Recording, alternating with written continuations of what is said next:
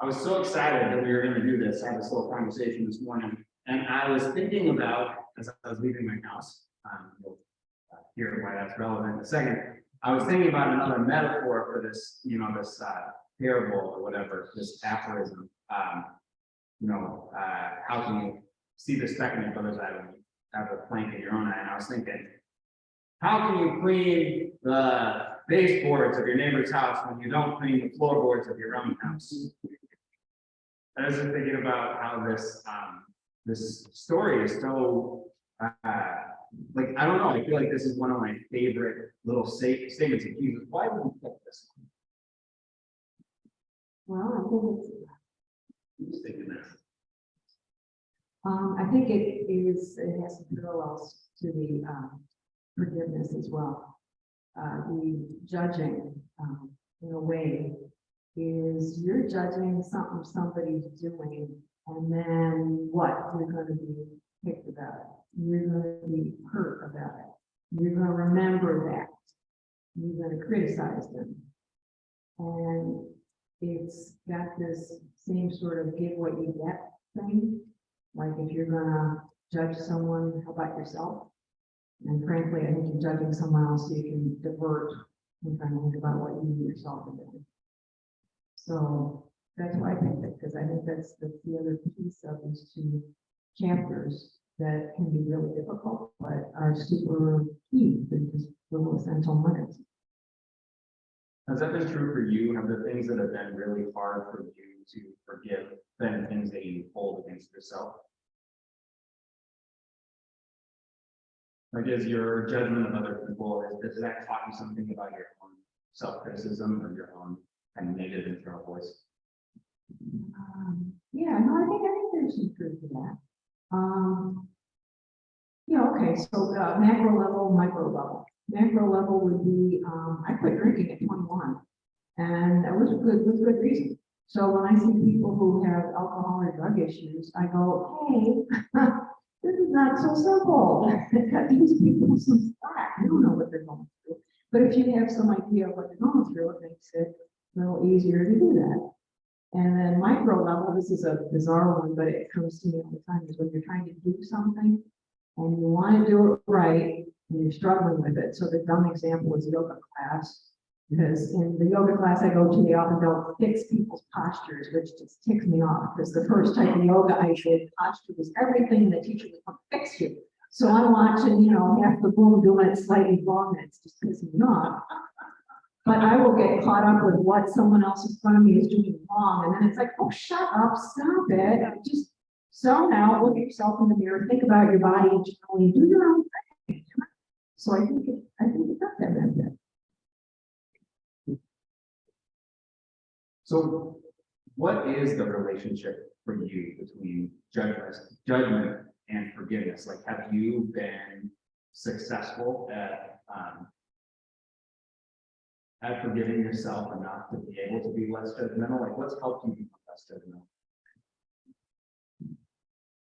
Probably knowing that we all live and learn. Life isn't static. We're not stuck in the same spot. That would really be helpful. No, we couldn't. And you have to, sometimes you pointed out that once we figure something out, we get more judgmental about the next guy who doesn't know it yet, because we're such smart idiots. We got it down. What's your problem? Oops, I just learned that last month. So I think there's a certain element of connection between those two things for that reason. And realizing that people have their own path in life, and you don't know what it is. They might not be telling you all of that, so you don't really know where they're coming from when they're acting a certain way. And as we all know, quite often how you're acting has jack to do with what's going on at the moment. It has to do with, I always got criticized, or my sister picked on me, and now you did something that she used to do, and I'm really upset. And it's not so much that what you did was awful, it reminds me of a past hurt. So I'll let you in on a conversation I was having a couple of months ago. I was talking to this woman who's not a church person, but clearly a faithful person. And we were talking about this issue of forgiveness. And I said, so why did you forgive people? And she said, well, everybody's human. And I was like, uh-huh. And what does that mean? And what was fascinating to me was that what she said was, well, you know, everybody's fallible, everybody's, you know, we're all kind of horrible. And so you should forgive people because we're all kind of horrible. And I was like, darling, do you realize that that is original sin theology? Do you realize that the center of what you just said is everybody's a mess, everybody's a mistake, everybody's screwed up, therefore we should give everybody grace because everybody's a mess. I was like, well, what if instead of original sin theology, we have original blessing theology? He said we should get everybody a break because everybody's amazing. Everybody's profound and beautiful. Everybody's worthy. Everybody's loved by God. And what if that is why we do it?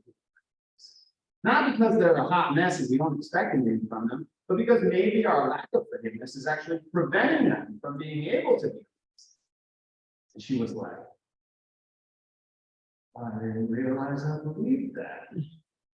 And so I guess I bring that up to say, how does your own belovedness, how does accepting that you're worthy and loved by God, how does that show up for you in your daily and weekly life when you encounter people that are a little messy and make it a little bit harder for you to not be in the seat of judgment?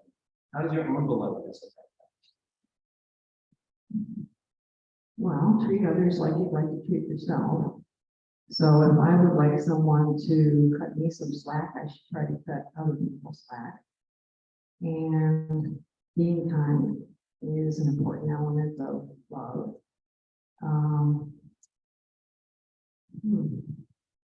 And I guess the idea, I mean, there's like with that story you just gave, I would think free will is where we screw up. Not that we came out with sin, but we all have free will, and sometimes we don't exercise it so well.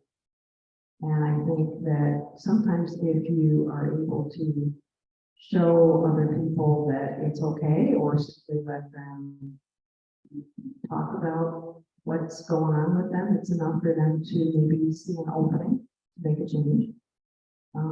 It's hard to do. You can't do it all the time. Don't get me wrong. I mean, I flip people. Well, I don't flip people off because it got too crazy out there. But I spray with people. I wave my hand at them and say something nasty when they're driving.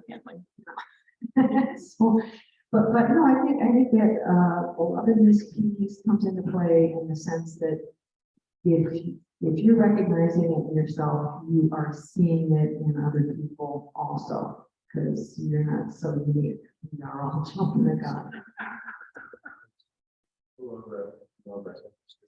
So if I asked you, what is the good news that you get from Jesus? At the end of the day, at the bottom of the line, most important thing, if there was just one thing you had to say about what is the good news that you've got out of following Christ and reading the Bible or not, but participating in worship, participating in this corporate Christian life, what would you say it was? Love. Love God. To me, that's creation. Love yourself. Love your neighbor as yourself. That's it. If I had to sum it up. Thank you so much, Laura. I'm so glad that we did this.